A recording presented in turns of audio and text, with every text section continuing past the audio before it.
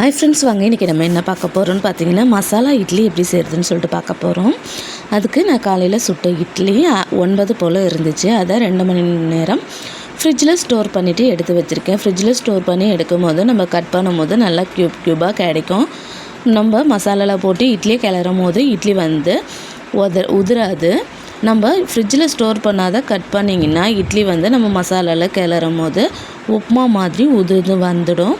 இப்போ நான் எல்லா இட்லியும் கட் பண்ணி எடுத்துகிட்டு வந்துட்டேன். இந்த டிப்பை கண்டிப்பாக நீங்கள் யூஸ் பண்ணி பாருங்கள், உங்களுக்கு ரொம்ப பிடிக்கும்.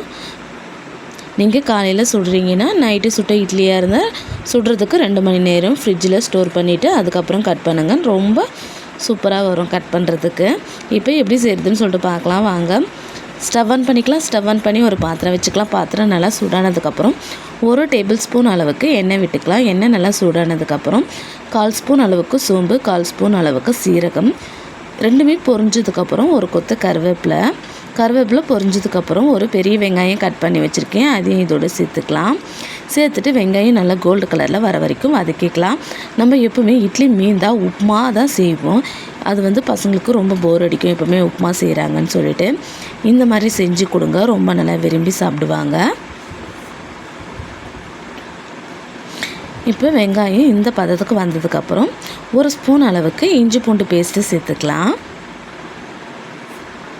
இஞ்சி பூண்டு பேஸ்ட்டு நம்ம சேர்த்துட்டு செய்யும் போது பார்த்திங்கன்னா இந்த இட்லி ஃப்ரை வந்து பிரியாணி சுவையில் சூப்பராக இருக்கும். ஸ்மெல்லும் நல்லாயிருக்கும், கலரும் நல்லா சூப்பராக இருக்கும். பசங்க வந்து இந்த டிஷ்ஷை வந்து திரும்ப எப்போ செய்வீங்க அப்படின்னு சொல்லிட்டு திரும்ப உங்களை கேட்பாங்க. இப்போ இந்த அளவுக்கு வதங்கினதுக்கப்புறம் நான் ஒரு பெரிய தக்காளி கட் பண்ணி வச்சுருக்கேன், அதையும் இதோடு சேர்த்துக்கலாம். தக்காளி நல்லா மேஷ் ஆகிறவங்களுக்கு நம்ம வதக்கி எடுத்துக்கலாம்.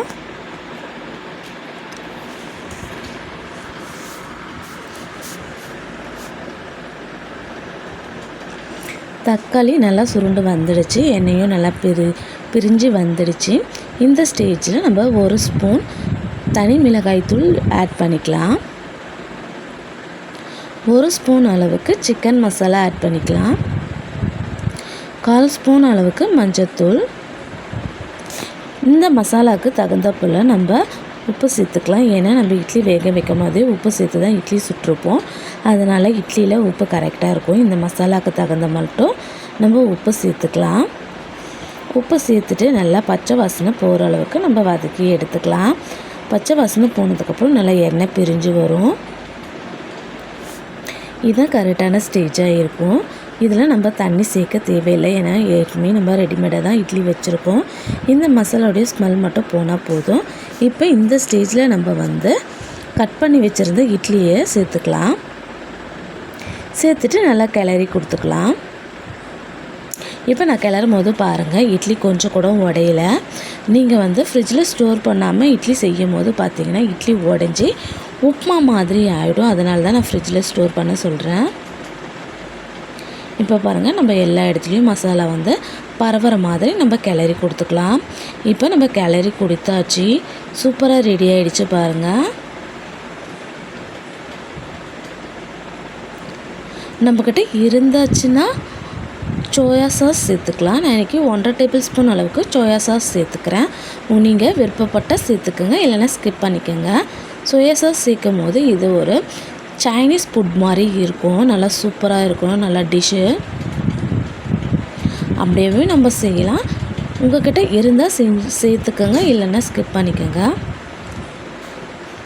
இப்போ பாருங்கள், நம்ம சோயா சாஸ் சேர்த்ததுக்கப்புறம் கலரே நல்லா சூப்பராக இருக்குதுன்னு தெரியுது உங்களுக்கு. இப்போ வந்து மசாலா இட்லி ஃப்ரை ரெடி ஆகிடுச்சு. கொஞ்சம் போல் புதினா கொத்தமல்லி மேலே தூவி விட்டுக்கலாம். இதுக்கு வந்து சட்னியோ வேறு எதுவும் சைடிஷ் தேவையில்லை.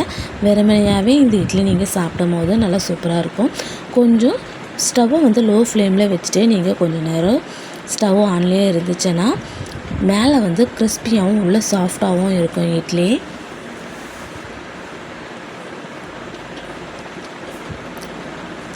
பசங்க ரொம்ப நல்லா விரும்பி சாப்பிடுவாங்க. கண்டிப்பாக இந்த மாதிரி செஞ்சு கொடுங்க. இப்போ 1 ஸ்பூன் அளவுக்கு மிளகு சீரகம் தூள் சேர்த்துக்கலாம்.